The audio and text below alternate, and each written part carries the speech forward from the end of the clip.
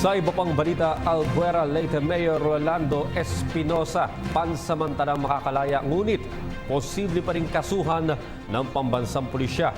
Samantala, ginawaran mismo ni PNP Chief Ronald Pato de la Rosa ang isang pulis na nakipaglaban sa isa sa mga most wanted ng Manila Police District. Ang ulat mula kay Waywaya Macalma, live via phone bank. Mismo kinumpirma ni PNP Chief Ronald de la Rosa na susuko na si Kerwin Espinosa na napabalitang nasa Malaysia na. Ngunit ang order na shoot on site ay effective pa rin ayon sa opisyal.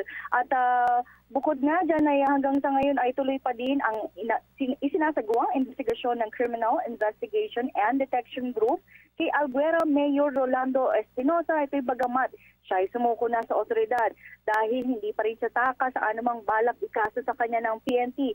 Ani ni De La Rosa kanina ay posibleng kasuhan siya ng mga paglabag nga sa mga nasamsam na mga high-powered firearms sa kanyang bahay kahapon. Samantala, ginawaran naman ang parawan ni PNP Chief Director De La Rosa ang isang Police Maynila na nakapatay ng isang miyembro ng leader ng robbery hold-up group sa Maynila noong Martes.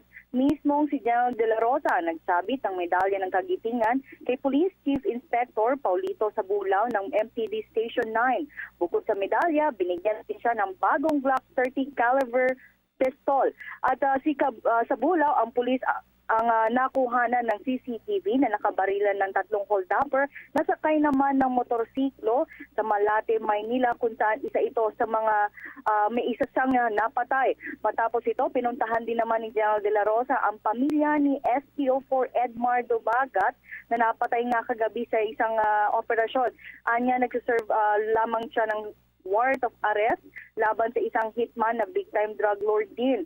Pinagkalooban naman ni General De La Rosa ng cash assistance ang naulilang pamilya nga ng pulis. Medyo emotional siya kanina nang umiiyak ang misis nga ni SPO4 Edmar sa kanya dahil sa mga ganitong sitwasyon nga hindi niya kayang may mawalan nga ng isang ama ng tahanan sa hanay ng mga pulisan. Para sa kanya, masakit nga ang mga ganitong sitwasyon pero kailangan nilang gawin ang kanilang trabaho at kaya naman paalala niya sa mga kapulisan ay gawin pa rin ang kanilang trabaho sa kabila nga ng mga ganitong insidente. At para sa PTV News, ako si Waywaya Macalma.